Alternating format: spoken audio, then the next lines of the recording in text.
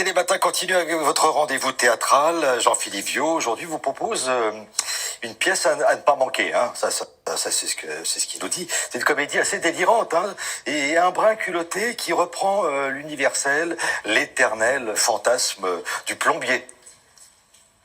Oui, bonjour. Tous les sujets sont-ils bons pour faire une pièce de théâtre? Eh bien, la réponse est oui, puisqu'aujourd'hui, c'est de plomberie dont nous allons parler au travers de la création qui suit.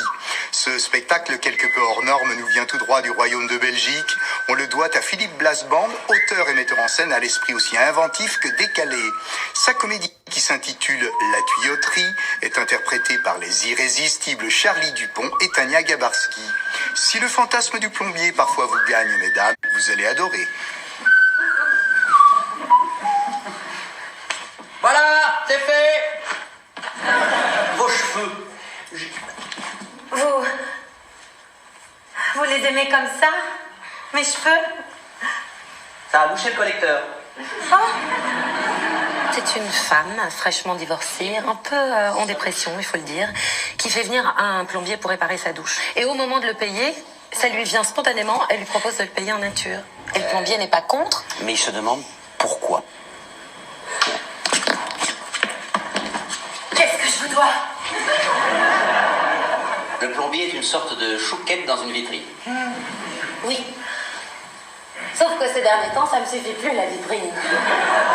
La femme veut absolument se faire le plombier, ce qui peut arriver, et il se fait que c'est elle qui a plutôt une sexualité masculine, qui voudrait que ce soit vite fait bien fait, alors que lui est plutôt chaman. Comment aborder le cliché du fantasme du plombier par un biais qui n'existe pas que dans sa tête à lui. Et nous les psys, on hérite de tout ça. On travaille dur pour que les gens ils soient juste un petit peu moins malheureux, juste un peu. Parce que plus qu'un peu, non, on ne peut pas. Il y a tellement de merde dans la tête des gens, nous on peut juste être crevés.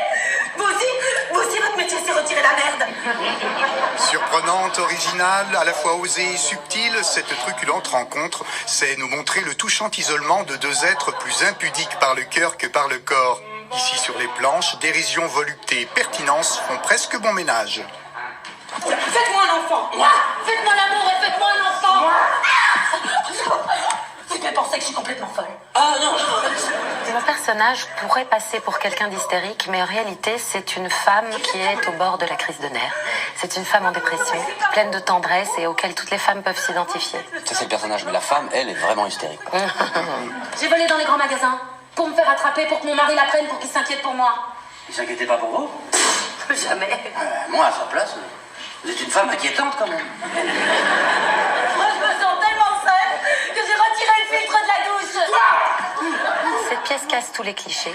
En fait, ce qui fait rire, comme souvent dans les comédies romantiques, c'est qu'il y a un poisson hors du bocal. C'est deux solitudes qui se rencontrent, deux personnes qui a priori ne sont pas du même milieu social et qui n'auraient rien à se dire, et pourtant. Vous êtes fâché?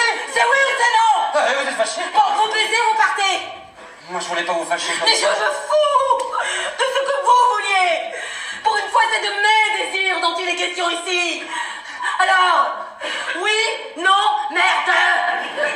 C'est ce qu'on peut appeler sans problème une bien divertissante comédie de printemps. Et quand on cherche à se détendre au théâtre, c'est l'idéal. Il y a dans cette tuyauterie-là un je ne sais quoi de douce folie malicieuse, d'humour potache, certes, mais avec plein d'ironie à la fois sensuelle et cocasse. Le couple Charlie et Tania n'en est pas à son coup d'essai, ça se voit et ça marche à plein régime même. Le public adhère, se laisse aller et rit de bon cœur face à ce presque striptease psychologique parfaitement maîtrisé. Bonne journée à tous, bon spectacle. Merci Jean-Philippe, c'est au Théâtre de l'Œuvre jusqu'au 30 juin. La revue